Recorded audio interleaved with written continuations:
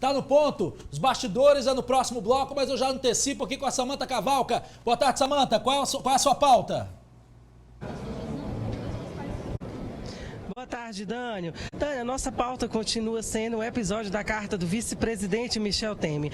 Ontem, após a divulgação da carta, houve uma série de repercussões. Aqui do meu lado, a gente vai entrevistar agora o deputado do PT do Rio Grande do Sul, Pepe Vargas. Só lembrando, ele é ex-ministro da Secretaria dos Direitos Humanos. Boa tarde, deputado. A carta foi divulgada ontem pela vice-presidência. Na sua opinião, ela teve um caráter pessoal ou partidário? O próprio vice-presidente Michel Temer coloca que é uma carta de conteúdo pessoal, onde ele revela, digamos assim, uma certa mágoa em relação a determinados assuntos, onde ele considera, julga, enfim, que foi preterido nas discussões internas do governo. O senhor tem uma relação, nós sabemos que o senhor continua tendo uma boa relação com o Planalto. O senhor acredita que houve algum desconforto do Planalto depois dessa, como está sendo repercutido na mídia, que a presidente Dilma está se sentindo traída, que a presidente Dilma ficou triste com essa carta que foi divulgada pelo vice-presidente? Bom, não falei com ninguém ali do Palácio, digamos assim, a respeito desse episódio. Agora, é evidente que não é o ideal, né? O ideal é que uma situação dessa natureza seja discutido, né? Até porque há espaço interno do governo, tenho certeza que o vice-presidente poderia colocar pessoalmente, sem ser por uma carta por escrito, ou levar a carta pessoalmente à presidenta e discutir todos esses pontos. Acho que há espaço para discussão dentro do governo, né? É comum, é normal, digamos assim, dentro de um governo de coalizão de forças políticas, que possa inclusive haver eventuais divergências de encaminhamento, né? A última palavra, obviamente, cabe à presidência da República, que foi eleita pelo voto. Então, há um conselho político, inclusive, que a presidenta conformou, onde o vice-presidente Michel Temer faz parte. Ali é possível discutir, numa conversa, inclusive, bilateral entre os dois, é possível discutir. Cabe a ela, né, ser a magistrada da decisão final. Certo. Deputado, queria um comentário do senhor a respeito dessas novas articulações essa semana, a movimentação aqui, tanto da Câmara, do Partido dos Trabalhadores, quanto no Planalto. A presidente ontem, Dilma, recebeu 30 juristas contra o impeachment e hoje, mais tarde, ela recebe os governadores do Nordeste. O caminho é esse? Olha, a maioria dos governadores já se manifestou contrário ao impeachment, entendendo que não há base jurídica para a formulação de um impeachment que avalia se houve crime de responsabilidade da presidência. Juristas de renome também têm dito isso. E, de fato, a presidenta não cometeu nenhum crime, ela não está sendo investigada por nenhum ato de improbidade, né? A oposição trata de um tema que seria o descumprimento da lei de responsabilidade fiscal no ano de 2015, um ano que sequer encerrou, onde inclusive o Congresso Nacional fixou uma nova meta fiscal, o que não é novidade. Durante o governo Fernando Henrique Cardoso também, mais de uma vez, houve mudança da meta fiscal ao longo do ano, né? Então, na realidade, há uma artificialidade, uma tecnicalidade jurídica para discutir a legitimidade de um governo. O que dá a legitimidade a um governo é o fato dele ter sido eleito pelo voto popular em eleições limpas. Nós tivemos eleições limpas. A oposição já tentou, inclusive, questionar as eleições no Tribunal Superior Eleitoral, não obteve sucesso. A oposição ficou articulando, junto com o deputado Eduardo Cunha, a tentativa de implantação do impeachment. A partir do momento que o deputado Eduardo Cunha teve a revelação das suas contas na Suíça, a oposição abandonou o deputado Eduardo Cunha. O deputado Eduardo Cunha tentou, então, impor condições à bancada do PT e ao governo, pedindo que a bancada do PT votasse a favor dele no Conselho de Ética. A bancada do PT disse que achava que os requisitos para admissibilidade da investigação estavam dados e que votaria desta forma.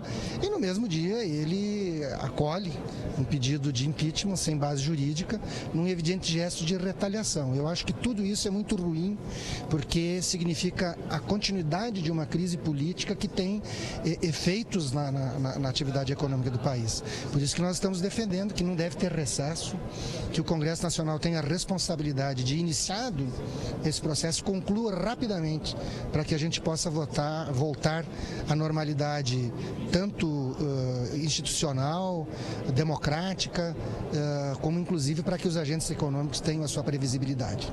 Obrigada, deputado. Dânio, nós vimos agora aqui o deputado, em resumo, ele explicou que a oposição, na opinião dele, a oposição não se dedica a investir em uma agenda construtiva e hoje em dia fica se atendo a fatos que não têm fundamentação jurídica. Inclusive, nós acabamos de falar também com a deputada Maria do Rosário, que compartilha do posicionamento do deputado Pepe Vargas. Dentro dos bastidores da política, a gente volta com mais informações e com a sonora da deputada Maria do Rosário. Agora, antes da gente conversar ao vivo com o deputado Pepe Vargas, do PT do Rio Grande do Sul, nós conversamos também, gravamos com a parlamentar Maria do Rosário, que é do PT do Rio de Janeiro. Dentre outras coisas, ela tratou com a gente também desse assunto da carta do vice-presidente Michel Temer, mas ela frisou também algumas artimanhas, algumas estratagemas que são utilizadas pelo presidente da Câmara dos Deputados aqui em prol desse processo do impeachment. Uma delas em que ela cita é a questão que a análise do pedido da presidente Dilma é a votação para os membros será uma votação secreta. Vamos conferir agora a entrevista com a deputada Maria do Rosário. Olha, eu acredito que essa carta, que em princípio foi apresentada como restrita, como uma carta pessoal, é lamentável que ela tenha vindo a público dessa forma.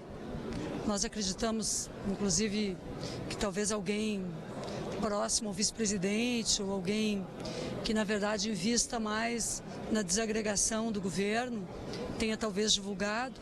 E acreditamos que o nosso objetivo deve ser a estabilidade do país, porque o país vive uma crise econômica também. É preciso convencer investidores a seguirem investindo, as pessoas a continuarem trabalhando pelo nosso país, continuarmos enfrentando a corrupção e fazendo tudo que o país pode fazer para manter a qualidade de vida das pessoas e os avanços que nós tivemos ao longo dos últimos anos. Então, o nosso objetivo aqui é impedir essa insanidade, que é um golpe chamado de impeachment. E, por isso, nós aguardamos que o vice-presidente certamente mantenha aquela palavra que ele deu na eleição, de manter-se junto à presidenta Dilma, porque nenhuma outra atitude é esperada de alguém que tem a grandeza política que ele sempre demonstrou na sua vida pública. Deputada, e a respeito dessas estratagemas que o governo aponta, que está sendo feita pelo presidente da Câmara, Eduardo Cunha, como marcar sessão no plenário principal, para poder tentar boicotar o Conselho de Ética, vocês estão tomando alguma medida legal do governo a respeito dessas medidas do presidente Eduardo? Há uma série de medidas em curso, legais aqui, por parte de parlamentares do PCdoB, do PT e de vários outros partidos. Há também uma denúncia permanente junto à sociedade sobre o que está acontecendo. E vocês têm que ter em conta que Eduardo Cunha, que foi denunciado pelo Ministério Público Federal, é hoje a pessoa que tem o poder total sobre esse impeachment. E esse poder significa marcar o processo de escolha dos membros da comissão para fazer maioria nesta comissão. Significa agora inventar que o voto será secreto para a escolha dos membros da comissão. Significa impedir que o Conselho de Ética, que vai julgá-lo, se reúna. Então, Eduardo Cunha é ilegítimo na função que está. Certamente, se a maioria da Câmara devesse votar hoje naquele plenário a continuidade dele ou não, votaria para que ele não permanecesse como presidente da Câmara pela vergonha que nós passamos diante da população por ele estar na cadeira em que está. Deputado, eu sempre costumo fazer essa pergunta para parlamentares que têm uma defesa em relação às mulheres, que é o caso da senhora. Eu também, apesar de jornalista, as pessoas falam que tem que ter uma certa imparcialidade, mas eu sou mulher, não tem como, e a gente vive num país, a gente vive num mundo em que realmente a desigualdade é que impera.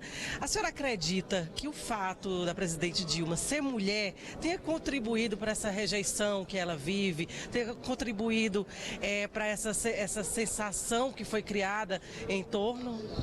Eu vejo que desde o momento que ela ganhou as eleições, ela ficou cercada. Ora pelos adversários que perderam a eleição e que não se conformaram com o resultado das urnas. Depois com o próprio Eduardo Cunha. E isso aí eu te digo também, como mulher, além da condição de parlamentar. Eu acho que isso não aconteceria se ela não fosse uma mulher também. Sempre há aqueles que acham que podem governar o nosso lugar, que podem fazer melhor as nossas atribuições. E, na verdade, eles não percebem que nós estamos acostumadas a lutar muito para chegar onde chegamos. E ela, a presidenta Dilma, pode melhorar o seu governo no próximo período. Tem o que melhorar, certamente. Mas, para que ela faça isso, não pode haver esse impeachment aqui. Esse impeachment é um golpe contra ela e é um golpe contra nós e contra nós mulheres também. Não vai ter golpe? Não, não vai ter golpe, porque tem muita luta e muito povo brasileiro para defender a Constituição. Muitos acham que o governo tem que melhorar, tem, mas para melhorar um governo, ele não pode ser golpeado, ser apeado do poder depois de ter sido eleito.